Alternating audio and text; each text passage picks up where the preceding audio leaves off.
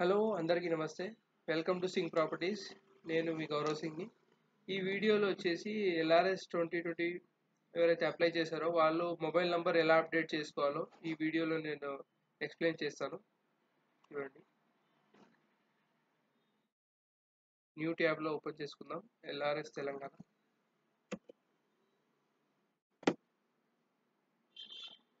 ఇది మన LRS Telangana main website. దీంట్లో వచ్చేసి సిటిజన్ లాగిన్లో క్లిక్ చేయండి. దీంట్లో కింద అప్డేట్ మొబైల్ నంబర్ అనే ట్యాబ్ ఉంటుంది.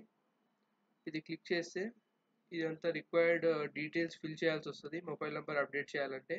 అయితే ఈ డీటెయిల్స్ మనకు ఎక్కడ దొరుకుతాయంటే, ఎవరైతే మనం ముందు 2020లో ₹1000 ఎల్ఆర్ఎస్ టోకన్ కట్టామో ఈ డీటెయిల్స్ మొత్తం దాంట్లో ప్రెజెంట్ ఉంటాయి. ఫర్ ఎగ్జాంపుల్ నా దగ్గర ఒకటి ఉంది, శాంపుల్ చూపిస్తాను మీకు. చూడండి, ₹1000 టోకన్ అందరు కట్టుంటారు, అందరికి ఐడియా ఉండొచ్చు. అయితే ఇక్కడ ఏదైతే అప్లికేషన్ నెంబర్ ఉందో ఈ నెంబర్ వచ్చేసి ఎగ్జాక్ట్ కాపీ చేసుకొని ఇక్కడ ఎంటర్ చేసేయండి. అప్లికేషన్ నేమ్ కూడా మనకు ఇక్కడ దొరికిపోతుంది. ఎవరైతే అప్లై చేశారో నేమ్ థర్డ్ కాలం ఇది ఎంటర్ చేసేయండి. ఈ వెబ్సైట్ చాలా కేస్ సెన్సిటివ్ ఉంది. ఎలా ఉంది అలానే ఎంటర్ చేయండి, including the comma, full stop etcetera. Next వచ్చేసి సర్వే నెంబర్. ఈ సర్వే నెంబర్లో నేను ఫేస్ చేసిన ప్రాబ్లం మీకు అందరితో షేర్ చేసుకుంటాను. ఈ సర్వే నెంబర్ వచ్చేసి ఇక్కడ చూడండి. ఈ సర్వే నెంబర్ వచ్చేసి 2020లో ఎలా అయితే ఎంటర్ చేశారో అలానే ఎంటర్ చేయండి. ఎగ్జాంపుల్ చూడండి, ఇది నా దగ్గర ఉన్న ఎల్ఆర్ఎస్ టోకన్. ఇక్కడ చూడండి, 507 తర్వాత స్పేస్ ఇచ్చి కామా ఇవ్వడం జరిగింది. అయితే ఇక్కడ 510 తర్వాత స్పేస్ ఉంది, తర్వాత యాండ్ ఉంది, తర్వాత స్పేస్ ఉంది.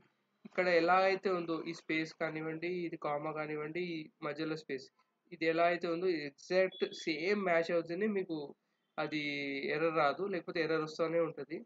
నేను ఫేస్ చేసిన ప్రాబ్లం అది. ఇంకోటి ఎస్ఆర్ఓ కోడ్.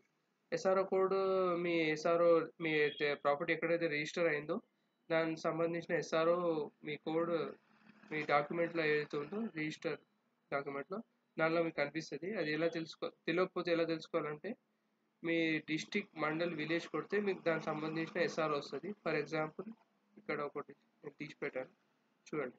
ఇక్కడ ఎస్ఆర్ఓ కోడ్ అని కూడా వచ్చింది. దీన్ని కాపీ చేసేసి దీంట్లో పేస్ట్ చేసేయండి ఎస్ఆర్ఓ కోడ్లో. నెక్స్ట్ వచ్చేసి ఈ 2 important documents, sale deed number, sale deed year. ఇది మీరు రిజిస్టర్ చేసిన డాక్యుమెంట్ నంబర్ ఎంటర్ చేసి ఇది ఒప్పుకోదు.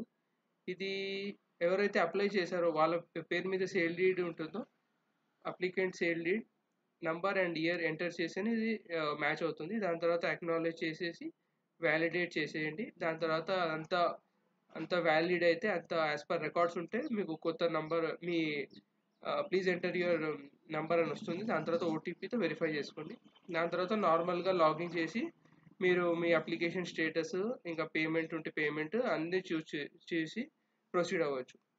ఈ వీడియోకి ఇంతే. Thank you for watching this video.